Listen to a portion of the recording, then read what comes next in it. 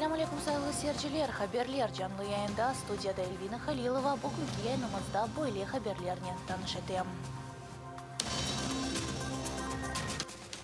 Rusiya elçiligi yanında Rishad Ametovga bağışlangan akция.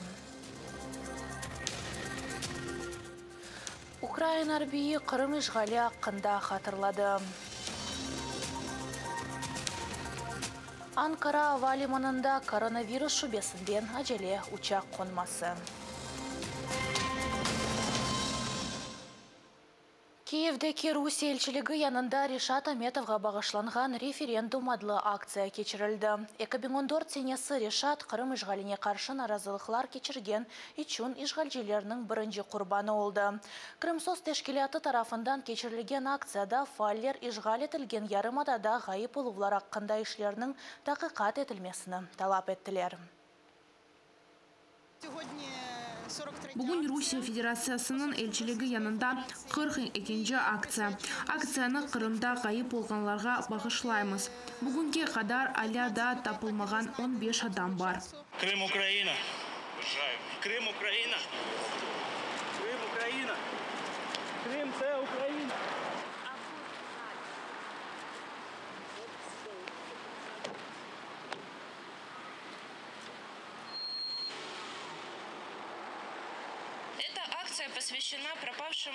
Bu aksiya kayıp olgan Kırım'da Rishad Ametovga bağışlangan.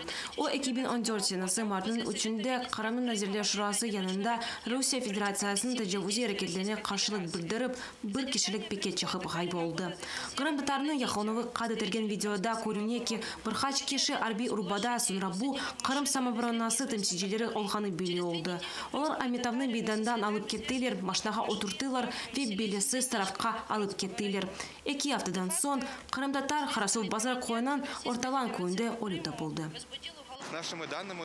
Bizim malumatımızga göre sonki 6 yıl içinde Yarımada'da en azından 90 kişi dini ve siyasi bağışlarından sebep takip edildi. İşgalinin 6. yılında Avrupa Şurası Parlament Asambleyası Rusya hiçbir şeyge bakmadan öz terkibine kaytarıldı demek mümkün. Sonki vakit pek çok sanksiyalarını lağu etmege çağıruvlar eşitemiz. Eğer kalkara topluluğu işgalge böyle münasebette olmamak gerek olganını düşünsek hareket etmek gerekmez. Bizim doğru sözlerimiz budur patron, olar işgalci ve Putin rejimi için pek ağırtıcı ve olgan vakalar hakkında tamamına böyle doğru sözlerin cemaatha şu cümleden bizim cemaatimiz için de ve dünya topluluğu için böyle aksiyalar mına bütün bu işgalcinin tibarını düşürgenine ve hiçbir kimse unutulmamağına gösteremiz. Kırım'ın Rusya tarafından işgal edilmesine artık 6 yıl oldu. Tamam bu günleri 2014 senesi Rusya harbileri Kırım'a kirdi.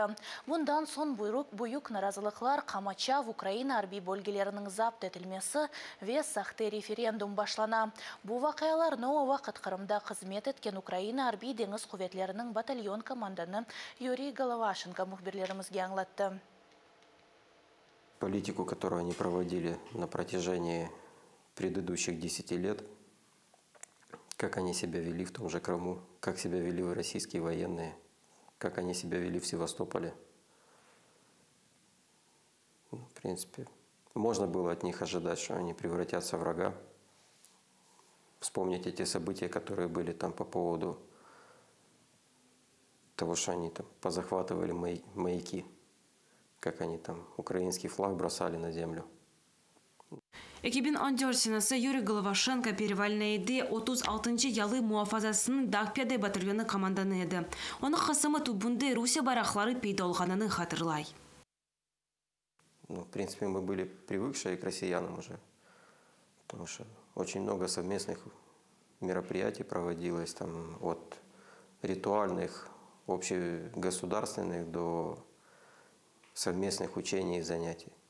Так что, в принципе, в Крыму это было норма их видеть. А то, что они приехали в такой период к воинской части, это было, конечно, ново и непонятно на тот момент. Ну, естественно, вызывало агрессию. О вақыт Головашенко өз бөлігінің арби техникасыны тұлдырмаға, бе бригаданың танк батальонының бірабер арби машиналар паркыны харавулламаға эмир алған еді. Техника ве снайпер саплавларыны әтрафқа қой башлады. Сон 36-й бригаданың команданы Сергей Стороженко телефон етіп, арби әрекетлерге әзірліқларыны тоқтатмаға эмир етті. Но судя по поведению командира бригады, то я так понимаю, что он их ожидал. И, в принципе, все его последующие действия говорили о том, что он их ждал и был готов к тому, что они приедут. Ну и, соответственно, вполне возможно, имел какую-то задачу уже на тот момент от них. Sonra Украина силалы ховетлерінің яны тейінленген команданы Березовский селяны ташламаға ве хашы тұрмақны тоқтатмаға эмир етті. Ама Головашенко истеймеді ве она батальон забетлері қол тұтты. Мында бригаданың клубында забетлерінің құтыплашуыны көрмек мүмкін. О вақыт командан Стороженко хашы тұрмамақ керек олғанының анатмаға тұрышайды ве ишғачилердің тарафына кешмекні теклиф етейді. Яда Украина силалы ховетлерінің сарасында чықмаға Головашенко ве Стороженко арасында хавға чықты. Ну, непосредственно с моими военнослужащими и мной лично россияне не общались. С ними вели диалог зам командира части по воспитательной работе и зам командира бригады. Дақ пиаде батальоныны селясызландырмаға интылувлар муафакетлі олмады. Головашенко команданлығы астында әскерлер қышламады қораланды. Командан әскерлер патронларын ящиклер үстінде қоларында автоматларын юхлайды деп айтып бере. Батальон бригаданың башы Сергей Стороженконың ханлегіне бақмадан сұнынады. Украина рерберлігі қырымдан бұтын Украин бөліклерінің чықырылуы ақында қарар чықырмағанча қаршы тұрды. 50% осталось там служить. И мотивировали тем, что они крымчане и хотят остаться в Крыму. Хотя под марку «Мы крымчане» оставалась куча народу из Черкасской, и Донецкой, и Львовской, Тернопольской области, и Сум. Там, много народу, которые решили остаться там, мотивируя тем, что они крымчане. Юрий Головашенко антына хайнлік япмады. Апрелінің екесінде Русия жығал еткен Қырымдан шақси әркянын 25 фейзінен чықарды. Помогали с этим крымские активисты, крымские татары. А на материке за них рассчитались одесские активисты. Арби хызметі олған Омур Архадашынен бірабер қытаға арби байрақ Мур ве бригаданың архивіні чықарып алдылар. Ве более етіп Украинаның силалы ховетлерінде оның барылмасын девам етірділер. 6 ел евелісі олған вақаларының талилетіп, айта ке шынды де айны япарды. Наверное, более активно отговаривал тех, кто там остался, остаться там. Может, только в этом бы поменялось. В принципе, на тот момент и теми силами и средствами, которыми мы располагали, возможно, это было единственное правильное решение. Украина Милли Телекесізлік Шурасының кәтебі Александр Надылов Хагуре Украинаның Қырым азат етілмесі бойынша планы бар, ама оның тәфсилатлары ачықланмай. Бұл ақта Данилов февральның 25-інде Лига.нет нешрияты или репортажда лаф юрсетті. Мұндан ғайры Данилов ешғал етілген Қырымға су берілмесіні де тефсіретті.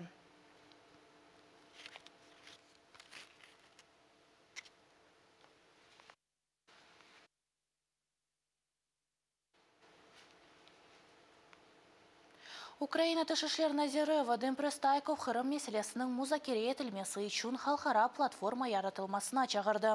Бұны о Қырымда инсан ақлары вазиеті ве Украинаның Кремль мабуслері деген панель музакересінде черсевесінде япылған чықышы вақтында білдірді.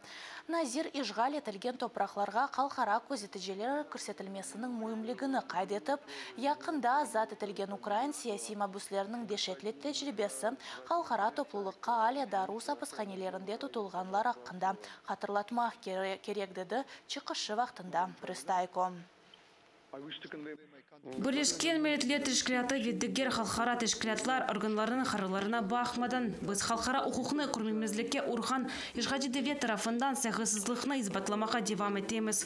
Бұл Қырымдаки вазиятке Донбассның ешғал етілген топырақларындаки гуманитар ве ақ ұқуқы қоруйчы тәшкілатларын фаалетіне олған манияларға айыт. Тегеран Истанбул сеферіні керчеклештірген Түрк Ава Yolları шіркетінің учағы бүгін саба ажиле шекелде Анкара Ава лиманында қонды. Себебі 17 yolcunun коронавирус шубесі. Бұл ақта Hurriyet нешіреті хабер етмекте. Ал азырда yolcular тибби бақымдан кечті. Hurriyet берген малюматқа көре учақта Қум шерінден келген yolcular бар. Иранның Тамамбу шерінде коронавирус тапылған еді.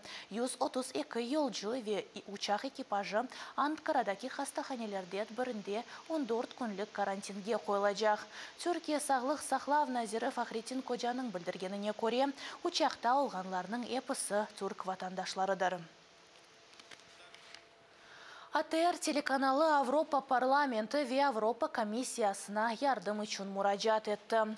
Украин ве инглиз тілдерінде yazылған мұражатта қайдетілгеніне көре 2016 сенесі февральның 4-інде қабыл етілген Қырымда инсан ақлары вазиеті ақында беяннамеде Авропа парламенті ярым адада күтлеви хабер васталарының қапатылмасыны такбих етті. АТР тақымы Авропа комиссиясыны Украинада фалиетіні девам етмеге мечбур олған Қырым хабер васталарына малеви ярдым артылмасына чағырды.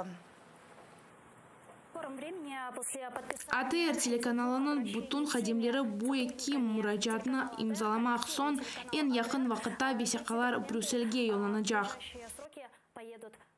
Қатырлатам февральның 10-ында телеканал девлет бюджетінден берілжек параларының блок етілмесі ақында хабер еткен еді. Ишғалжа кемие 4 ел ішінде созде Қырым патриотларының тербиелеві үшін тахминен 100 миллион рублей әрді. Бұл ақта Қырымның созде келер назерлегіне есасланарақ Қырым ұқуқ имайы группасының азасы Ирина Седова білдірді. Бұл бұйық қалқара жинайет. Балаларыны Путиннің аскерлеріне чевермек үшін Русия пара қызған Майдей Седова. Оңа көре бұл паралар чеші түрлі тедбірлерге, шо жүмледен парад, концерт, ярышмалар, сергілер ве башқа мақсатларға масраф етіле. Шымды бұл жинайетлерінің тақиқат етілмесі девам етмекте. Бұндан сон ұқу қорчалайжылар бұл құсыста қалқара жинайы махкемеге дава бермеге ниетінде. Мектеплерде бұл бірінші сыныфтан башылап ола. Мисал оларақ анда түрлі тедбірлер ола. Селялық көветлерге үрмет бұтын сыныфларда ола. Генч ордуға қошылмақ мүмкін.